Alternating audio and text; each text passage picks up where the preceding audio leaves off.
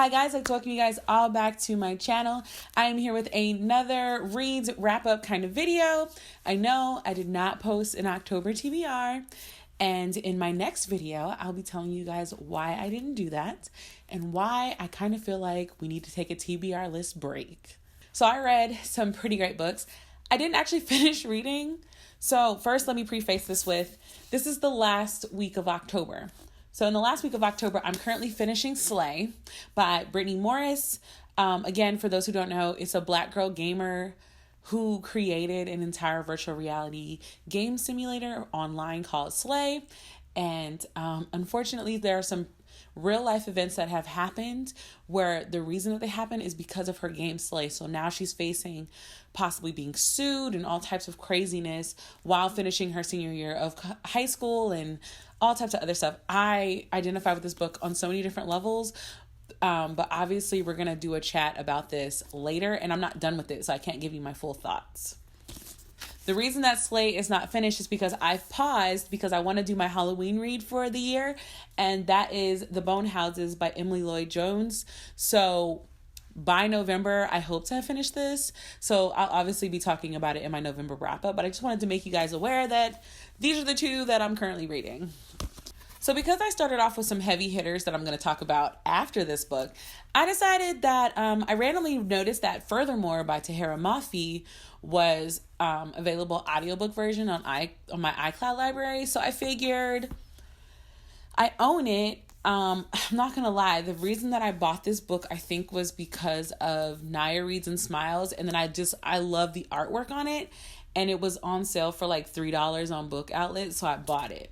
And the thing is, I love the cover, but I've never actually read it. Like, I remember starting to read the book a while back and then just not being interested in the first couple of pages. And to be honest, while I was reading it, or while I was listening to it, it actually took a while for me to start caring about the book.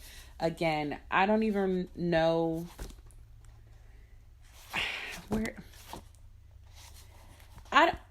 it definitely took at least 100 pages for me to care. And the problem with that is that it's only like 400 pages. It starts off really slow. It's about a girl named Alice. She is born into a world full of color and magic, and she herself is actually colorless. And her father disappeared 3 years ago, and she has no idea where he is. Some things transpire, and she ends up working with this boy named Oliver, who says he knows where her father is if she volunteers to help him.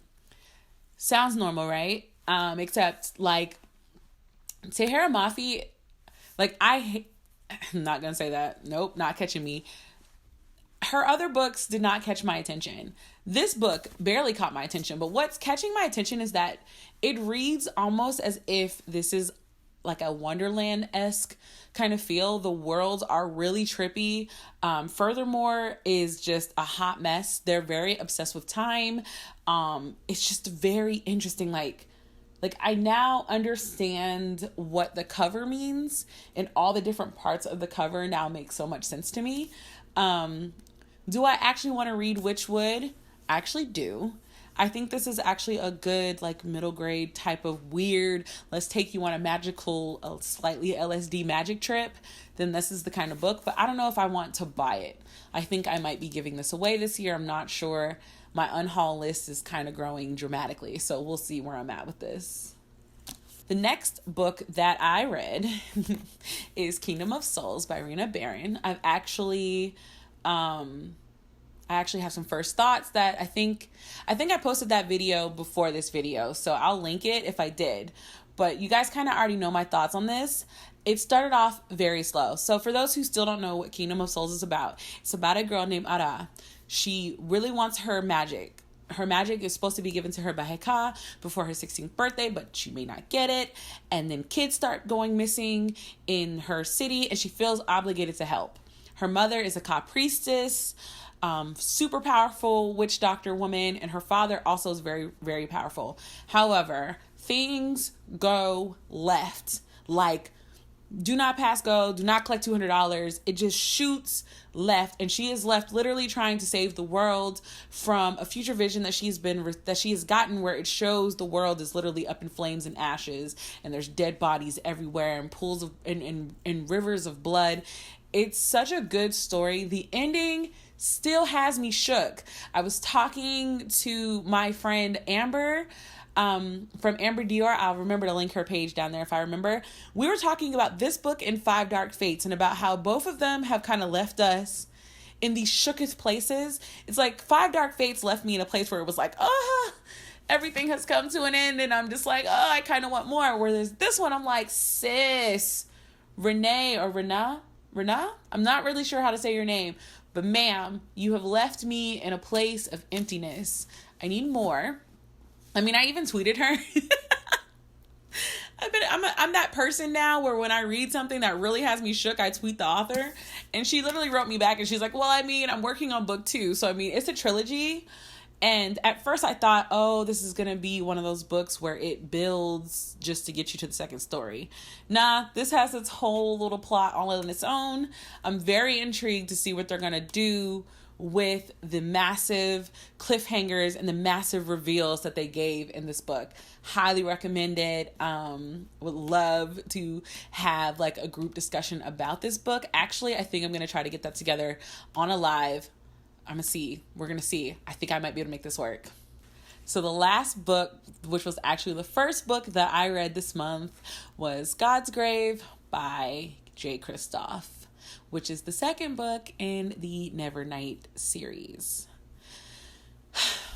I should preface this by saying I really, really like the Nevernight series. I like dark, gory, revenge type, anti-hero-esque kind of books.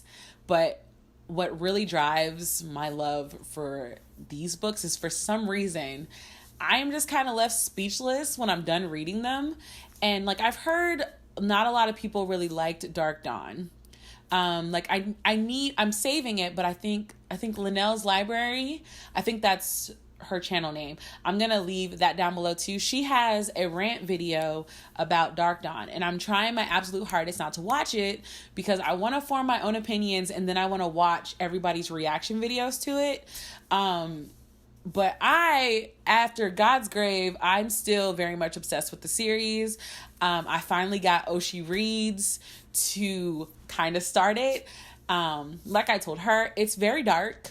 They don't shade away from that at all. It kind of knocks you in the face in the very first chapter. So if you're not ready, basically you should get ready. I've listened to both of them via audiobook. I have not actually picked up and read one. I do plan on reading Dark Dawn over, I don't know when, because November is going to be a very fun, busy month for me. So we'll see.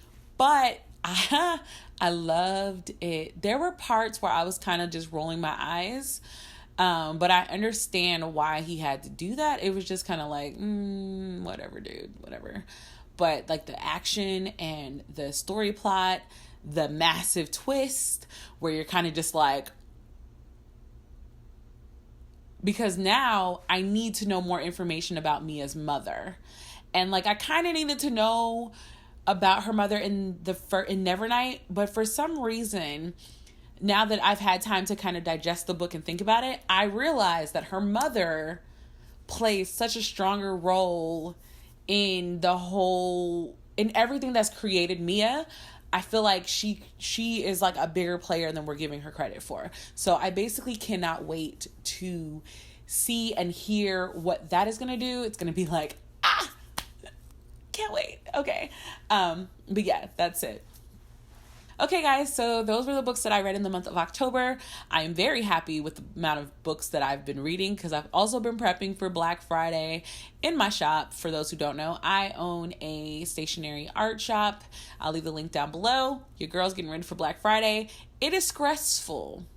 I'm learning new things every day, but it's stressful. So with that being said, thank you guys so much for checking out my channel. And until the next time, guys, bye.